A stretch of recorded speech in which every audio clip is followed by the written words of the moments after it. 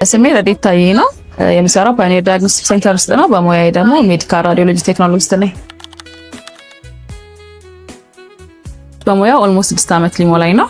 ፓዮኒር ዳያግኖስቲክ ሴንተር ደግሞ ስራ ከጀመርኩኝ 5 ዓመት። ራዲዮሎጂ ቴክኖሎጂስት ያው ስራው ብዙ ነው።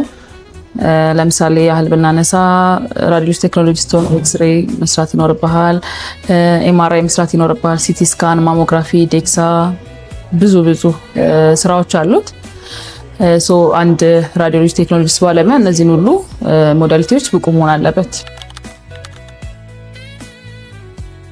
ፓዮኒር ዳያግኖስቲክ ሴንተር ውስጥ እኔ በኤምአርአይ ክፍል የሚሰራው። ኤምአርአይ ማለት ከስሙ ስንነሳ ማግኔቲክ ሬዞናንስ ኢሜጅ ማለት ነው።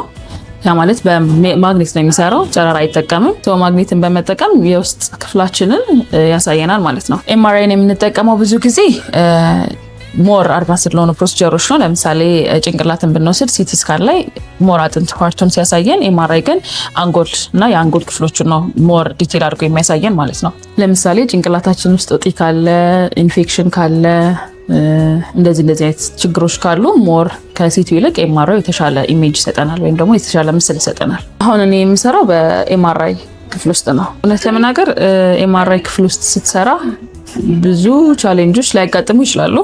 እኔ ደስ ብሎኝ ነው የምሰራው፣ ግን ያው ረጅም ሰዓት መቀመጥ አለ።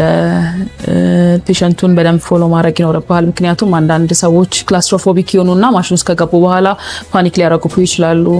እነሱን በደንብ መከታተል አለብህ። ሌላው ደግሞ የተወሰነ ድምጽ ይኖረዋል። ራዲዮሎጂ ቴክኖሎጂስት ለመሆን አንድ ሰው ያው ሃይ ስኩል መጨረስ አለበት፣ እስከ 12 መጨረስ አለበት። ካምፓስ ገብቶ ደግሞ ያው ራዲዮሎጂ ቴክኖሎጂ ትምህርትን መጨረስ አለበት ማለት ነው። ራዲዮሎጂ ቴክኖሎጂ ለመሆን 4 ዓመት ይፈጃል። ያው እኔ በነበርኩበት ታይም አዲስ አበባ ዩኒቨርሲቲ ጥቁር አንበሳ ይሰጣል፣ ሚኒሊክ ሆስፒታል፣ ሐዋሳ እና አርባ ምንጭ ይሰጥ ነበረ። በግል ደረጃ ደግሞ አፍሪካ ሜዲካል ኮሌጅ ውስጥ ነበረ የሚሰጥ የነበረው።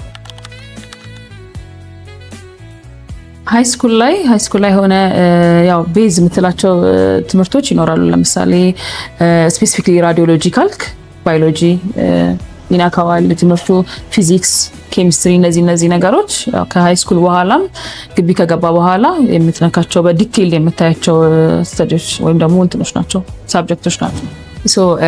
ሜዲካል ራዲዮሎጂ ሞር በጣም ፎከስ የሚያደርገው ቀደም ሜንሽን እንዳደረኩልህ ፊዚክስ እና ባዮሎጂ ላይ ነው። ፊዚክስ ስንል ያው ማግኔት ኤምአርአይ በማግኔት ነው የሚሰራው። ማግኔት ደግሞ የፊዚክስ ፕሪንሲፕል ነው። እሱ ላይ ቤዝ ያደርጋል።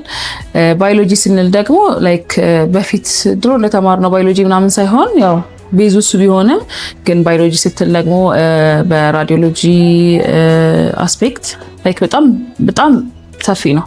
ለምሳሌ አናቶሚ አለ፣ ከዛ ራዲዮሎጂካል አናቶሚ አለ። እነዚህ ሞር ዲቴይልድ ተደርገ ነው የምትማረው ማለት ነው።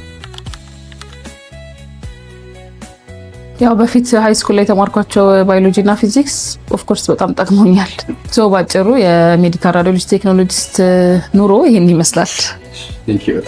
አመሰግናለሁ።